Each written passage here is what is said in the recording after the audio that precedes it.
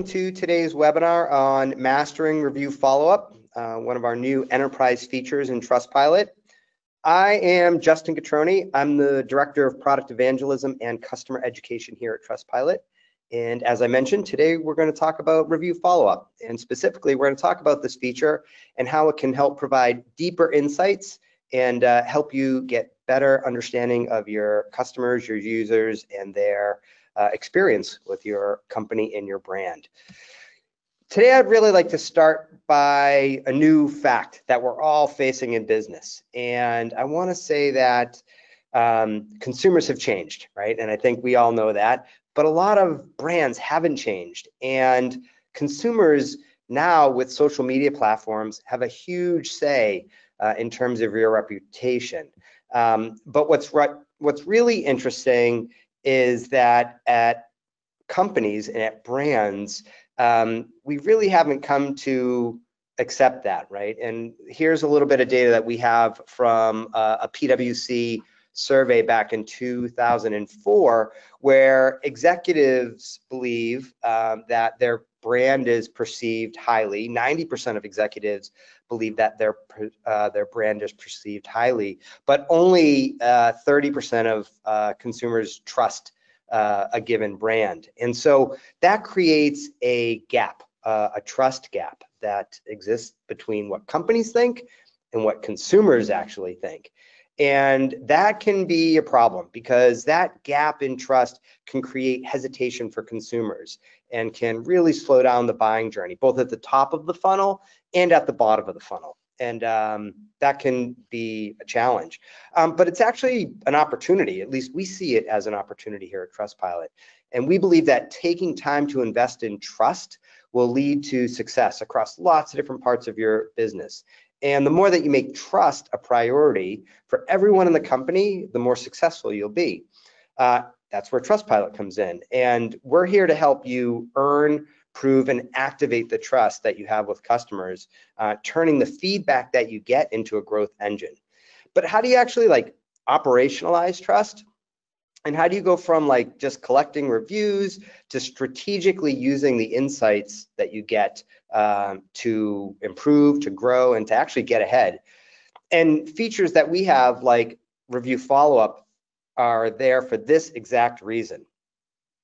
So review follow-up is an enterprise feature that we launched earlier this year, and it allows you to go beyond just the star rating that you get from reviewers, and it lets you ask up to 5 targeted multiple choice questions after a customer leaves a review. Now, this additional information can help you really pinpoint the cause of recurring issues in your business. But the information can also inform your roadmap, whether it's improvements to your products, service changes, or new features that you're thinking about developing. In other words, review follow-up really transforms reviews from static feedback into a conversation with real people who have real feedback about your business. And we've seen customers use it in a lot of different ways, from strengthening their retention strategies to identifying hidden churn risks, and even validating new offerings before they go to launch. And so what I want to start by doing is actually showing you the review follow-up experience for your reviewers. So I'm going to switch over here into a generic demo account in Trustpilot. So this might be your page, your Trustpilot page, and I'm going to click write a review, and I'm going to leave just a quick review here for this generic fake company. I'll leave 4 stars, and I'll just say something like great product, great shipping, and now I'm going to just choose a date for this review. Let's say it was last Friday, and I'm going to submit the review. So soon we'll see the review that I left. Let's see, there it is, great. And now this is the review follow-up, okay? So you'll see it's a follow-up questionnaire that was left for me. Now, this was actually targeted at the reviewer based on the setup by the company. And so here we can see, here's the first question and some options. If I click next, here's the, whoops, mandatory, so we'll answer that one. Now I can see the second question. It's a multiple choice question, okay? And so you can see here now, it's not just a reviewer leaving a review and that's the end of the conversation. It's actually you allowing, you configuring the system to ask follow-up questions based on the number of stars that the reviewer chose for their review. And so again, now it creates more of a dialogue of, hey, you left me a review, can you tell me a little bit more, right? So let's go into how do you actually use this thing, how do you configure it, and how do you get some value out of it. So before we jump into the product, I really want to just talk about strategy and developing a strategy for using this. And it's really all about starting with 3 basic tenets that we think. First, you need to strike a balance between centralization and the decentralization of managing the review follow-up, right? And so obviously, as an enterprise, you probably have multiple global teams that are accessing and using this feature. And so being able to create some type of central playbook to drive consistency and usage is really, really helpful. But you also want to leave some local control, right? You want to let different teams utilize the functionality to meet their specific needs. And so that's where having a playbook is really, really helpful. The second thing is ownership, and you also need to consider clear ownership, both again at a global level for an overall strategy, but also at a local level for execution. Really, anytime you don't have ownership and define who's doing what, it could lead to muddiness and things not getting used or getting used incorrectly and creating bad data.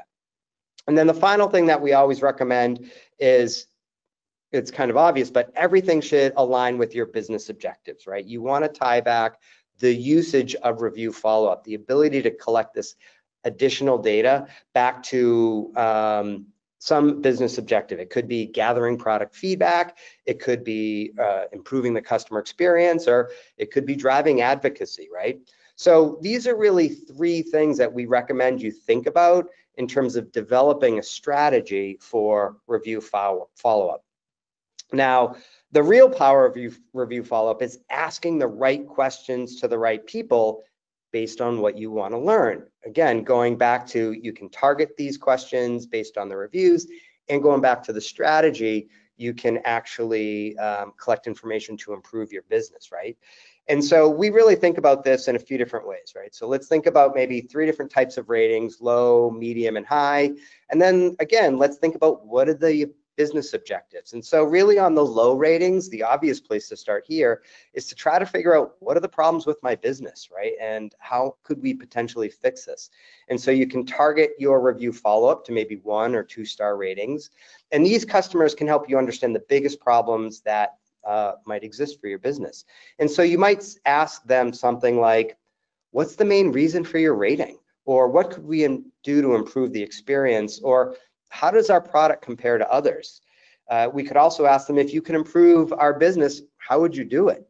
And so these are all really great questions to target at 1 or 2 star ratings. Now, if we go up to middle, kind of middle of the road ratings, 3 stars or 4 stars, this is a great place where we can identify gaps, right? And try to identify maybe what's missing from the experience that's holding people back from giving us a perfect score. Obviously, things could be working quite well if you get a 4 star rating, but what's keeping it from that 5 star rating, which everyone is really trying to achieve?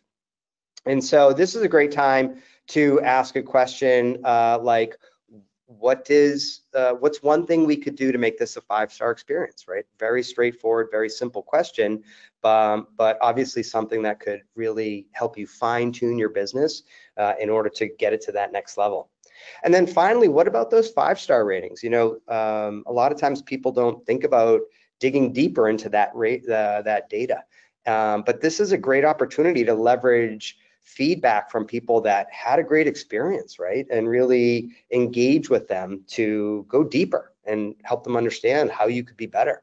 And so here, you could ask them something like, well, what's working well, right? What part of our experience really made this 5 stars? And you could get a better understanding of what really pushed your experience to that next level. So hopefully this demonstrates a couple of things. First, that review follow-up helps you collect feedback and insights that can help with everything from strategic planning all the way down to obviously fixing problems that you might have with the business. And second, and it's important to have a strategy when you're working with review follow-up, right? Like, again, this is an enterprise feature. Enterprises have lots of global teams using things in different ways.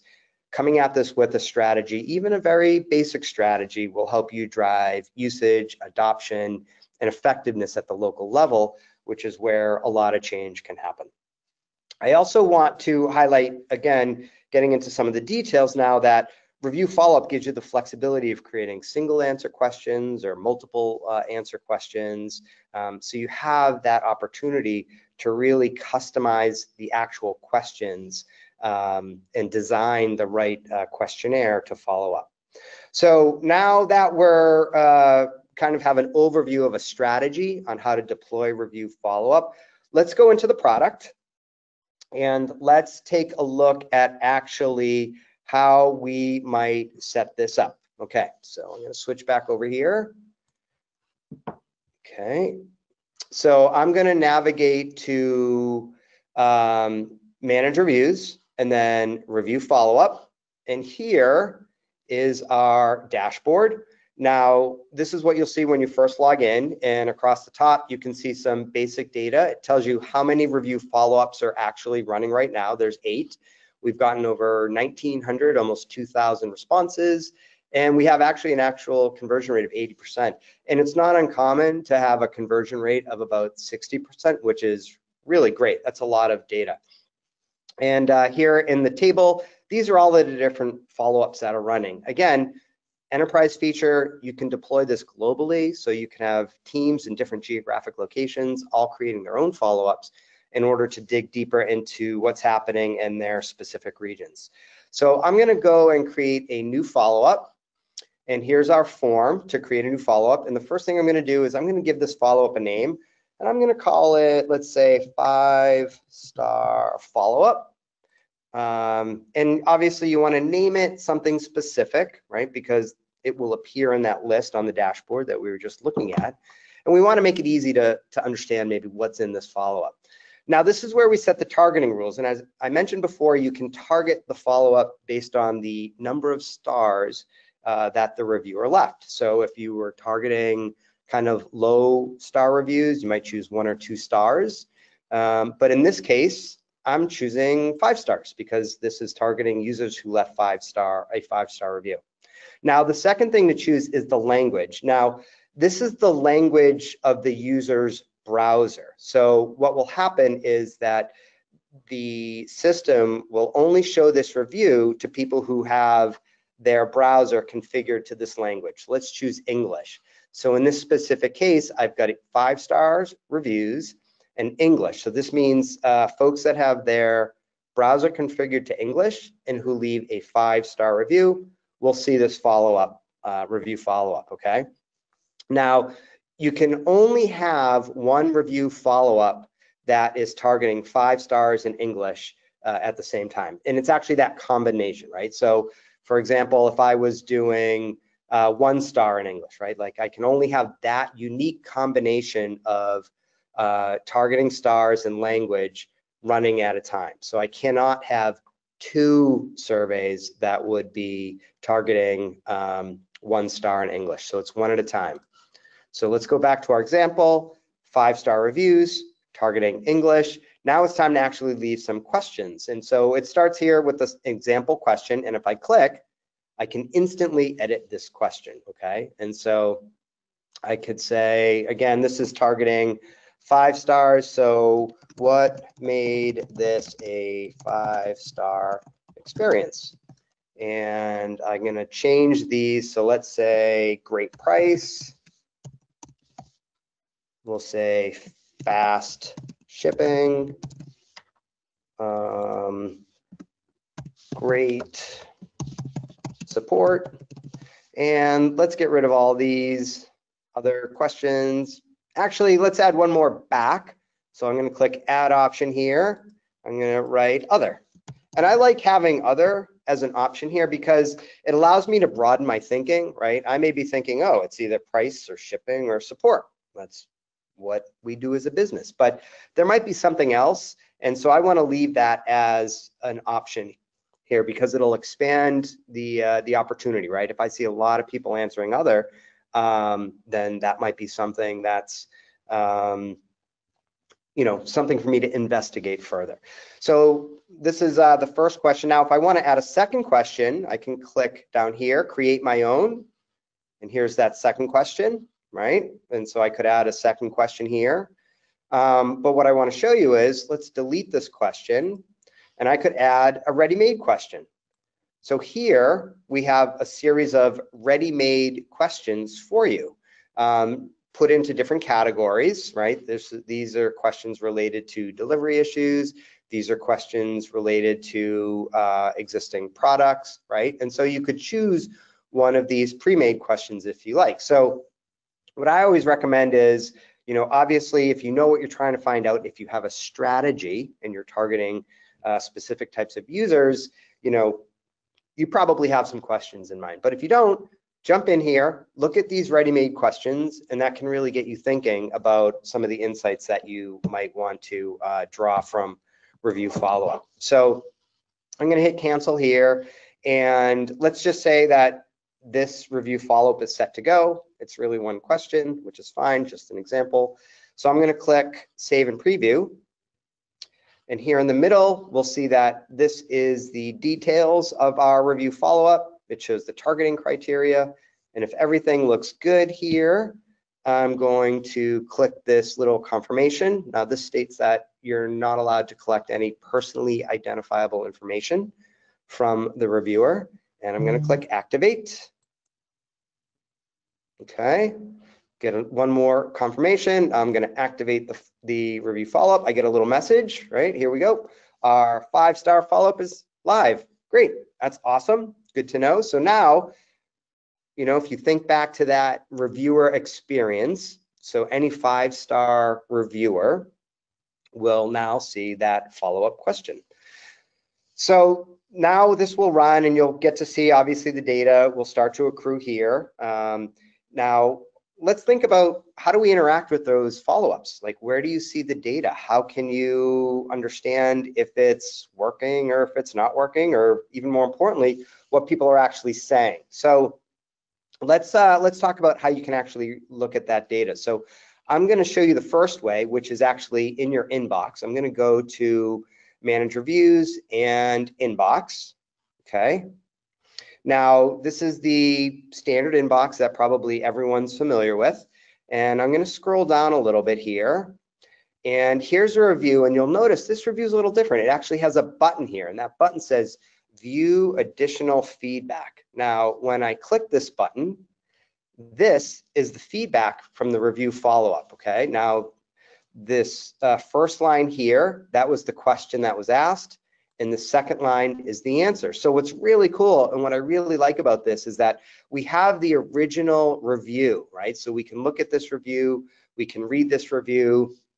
This was a 5-star review, right? So I have that context of what the reviewer was thinking. And when I look at the review follow-up, I can now go a little bit deeper, right? Like I have this additional information that gives me more insight into what they were thinking, right? So this is a great way to see the entire picture. Now, a couple of recommendations from us is that using the ability to filter your reviews by 1 star, 2 stars, or 5 stars, this is actually really helpful as you think about your review follow-ups, right? Because, operationally, you might want to say like, all right, I know I have a review follow-up running on 5-star reviews.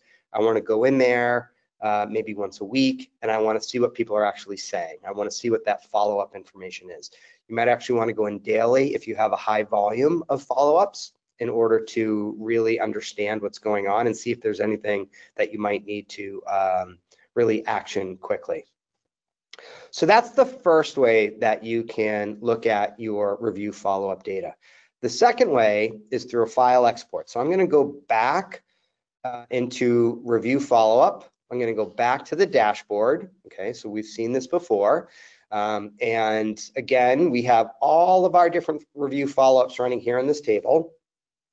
And what I would like to do is download this data, and you can actually do that. You can go and choose one of these review follow-ups, click on the little menu at the end of the row, and there's a CSV export, right? And so Trustpilot will instantly export that file for you in CSV format. So I've already done that, and I've uploaded it just to a Google Sheets, and I've highlighted the first row here just to give you a little bit of clarity so you can see what you're getting. And just like the inbox, here you also get the actual review. So the first column is the original review ID. It'll give you the number of stars of that review. It'll give you the title of the review, and then the actual review itself, right? So again, more great context to understanding the follow-up. So you know what the original review was, then you see the language, and then you see the targeting criteria for the review follow-up, right? 3, 4, or 5 stars. And then you have a column for each question, and then the cell for each row is the answer to that question, right? So you can see the original review, you can see what question was asked, and then you can see the reviewer's response to the follow-up question. So again, that full picture, right? It's now a conversation of reviewer left you this information, you asked a couple of follow-up questions, and here are the answers. And the CSV file is a great format, right? Because now we have so many tools that we can use to work with text. We could upload this to a CRM system. We could put this into a dashboard using a dashboarding tool, or you could feed this to an AI model, right, in order to automate the extraction of insights. So there's a lot of different things that you can do here. So that's the way that you can get your review data out, and that's kind of the whole system, right? So we talked about, we went from thinking about a strategy to then thinking about how to configure the system to ask the review follow-up, and then we looked at how do we actually get the data out. So hope you've enjoyed this information, and we're now going to switch over, and I think we're going to ask a few questions. And the first question we have is, if we list multiple choice options in a review follow-up question for low star ratings, won't that put negative ideas in customers' heads or make the experience feel more negative than it really was? That's a really good question. And so obviously someone left a low star review, right? They didn't have a great experience, and really the way that we need to go at this is with empathy, right? And really understanding that this wasn't a great experience for the user and we want to learn more. And so instead of phrasing them negatively like bad delivery or poor support, we recommend using neutral areas of the experience, such as just delivery or just customer support or pricing. This way the customer can easily point to where the experience broke down without you introducing potential negativity with certain terminology, right? And so then the result is a much more constructive, customer-friendly question that still gives you a precise understanding of the things that led to that negative review, right? So really just thinking about what part of the business and leaving out the connotation of poor or bad. So just think delivery, pricing, or whatnot, and that can help you at least, again, pinpoint what didn't work so well without reinforcing the negativity. And again, obviously, coming at it with empathy, right? Like, we still recommend that you respond to your reviews, respond to your reviewers, and empathize with them, and make sure that they know that you're listening and you're trying to improve. Okay, so the second question we have here is, how do I see the responses from my review follow-ups? Great question. And to recap, there's 2 different ways that you can see the responses. So the first way is that you can go into your review inbox, and as you look at your inbox, as you look at the reviews, you can look for that button at the bottom of the review that says view additional information, right? And any review that has that button When you click on that, you'll see the review follow-up questions and then the answers. And a quick tip, in order to make that a little bit more effective and easy for you, you can filter your inbox by star rating, 1, 2, 3, 4, or 5 stars, so that you can go through that process of, all right, I'm looking for the review follow-ups for 1-star reviews or the review follow-ups for 5-star reviews. It'll help you get to the information you're looking for maybe a little bit quicker. And then the second way that you can access the data from review follow-up is through a CSV export. And again, go into the dashboard for review follow-up, and the menu at the end of each row in the table, there'll be a CSV export, and then you can work with that data any way you want, which is great, right? Because we have so many tools to work with data these days. So those are great questions. That's actually all we have time for today. I just want to say thank you so much for taking the time to be with us today, to hear a little bit more about review follow-up. We're really excited about this feature. As we've mentioned, we think it's going to really help create much more of a conversation between you and your reviewers, help you gather additional insights, and really lean on trust to help your business grow and improve. Thanks, everybody, and have a great day.